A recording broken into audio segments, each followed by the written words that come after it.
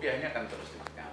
Saya nggak akan aneh rupiah akan jatuh ke 13, 15. Anggota Komisi 11 DPR dari fraksi PD Perjuangan Arief Budimanta dalam diskusi ketahanan ekonomi bersama mantan Menko Perekonomian Rizal Ramli dan Wakil Ketua MPR Ahmad Farhan Hamid di Gedung MPR DPR Jakarta Senin 9 September menyatakan, dalam pengelolaan ekonomi negara saat ini pemerintah terlalu mendorong impor konsumsi yang besar, sistem keuangan yang terlalu terbuka dan pelemahan nilai tukar rupiah sejak November 2011, serta utang luar negeri dan swasta sama-sama besar dan sulit dikendalikan, sehingga ke depan perekonomian Indonesia makin berat.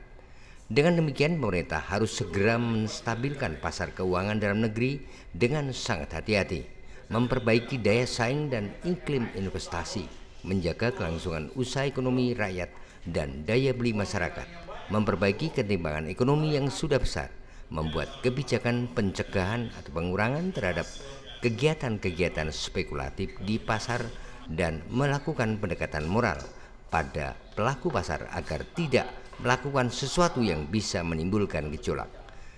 Mantan Menko Perekonomian Rizal Ramli menyatakan, jika terbukti utang luar negeri pemerintah terus bertambah dalam 10 tahun terakhir, sehingga jumlah anggaran pendapatan dan belanja negara atau APBN dari tahun ke tahun juga meningkat tajam sampai 1.600 triliun rupiah, Badan Pemeriksa Keuangan bisa segera melakukan audit karena banyak pinjaman luar negeri itu bunganya lebih besar dari negara-negara berkembang yang lain.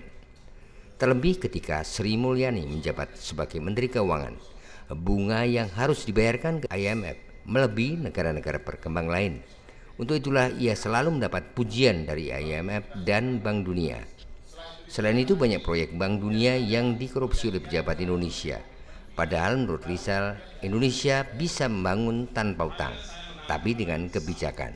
Misalnya tanpa membangun gedung-gedung dan pembelian mobil serta sarana pemerintah yang lain yang memang tidak mendesak.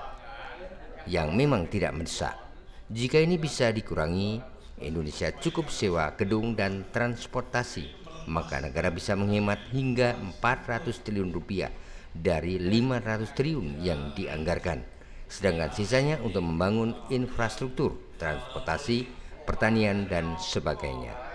Sanika Sembiring melaporkan.